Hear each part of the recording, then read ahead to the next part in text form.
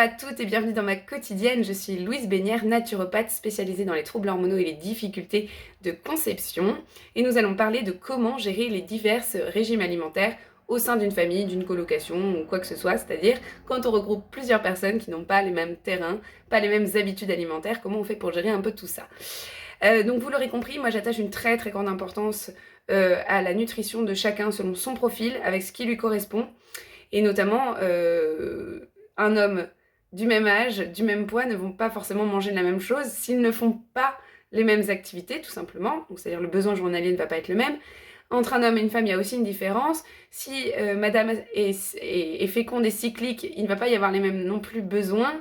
Voilà, il y a plein de données qui rentrent en compte, le régime des enfants, le régime des adolescents, voilà.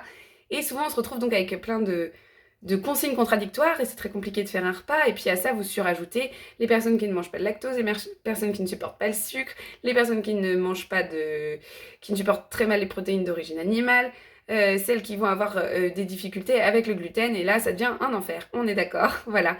Et le problème de notre cuisine française, qui est l'une des meilleures cuisines mondiales, eh bien, c'est que c'est une cuisine extrêmement technique qui va mélanger des textures, des aliments, tout ça dans le même plat. C'est ça qui fait un peu sa grande expertise, sa grande qualité finalement.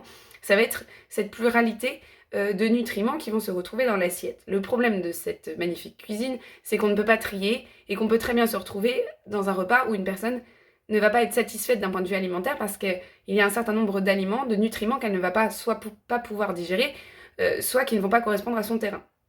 Tout simplement. Et pour vous donner un exemple vraiment très classique, souvent on voit des femmes prendre beaucoup de poids entre 45 et 50 ans et on attribue souvent ça à la ménopause. Mais en réalité, c'est une période pour les mères de famille notamment où elles ont des adolescents. Et comme elles sont attachées au bien-être de leur enfant, elles les voient grandir, notamment les mamans de garçons, et elles se rendent bien compte que leur enfant n'a pas les mêmes besoins alimentaires, donc elles vont changer les repas familiaux avec cette idée de cuisine à la française avec un plat pour tout le monde, et on se retrouve avec des dames qui n'ont pas du tout un régime alimentaire qui est conforme à leurs besoins. Et elles se mettent à prendre du poids parce que tout simplement il n'y a pas ce qu'il faut dans leur assiette à elles. Elles donnent tout ce qu'elles ont à leurs enfants, mais pour elles ça ne colle pas, et donc là on a une prise de poids qu'on a tendance à mettre sur des questions hormonales alors que pas nécessairement. Et donc comment on fait pour gérer un petit peu tout ça?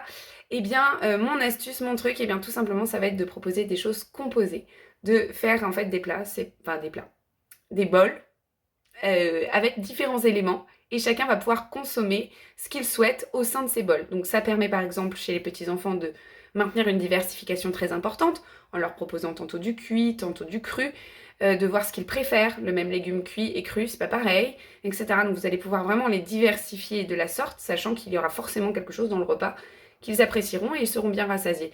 Et ça permettra aussi au régime privatif de ne pas être privé de ce moment familial, parce que tout simplement, ils ne prendront pas l'ingrédient qui ne leur convient pas. Voilà, donc ça c'est un des petits trucs et astuces pour pouvoir contourner tous ces problèmes d'origine alimentaire.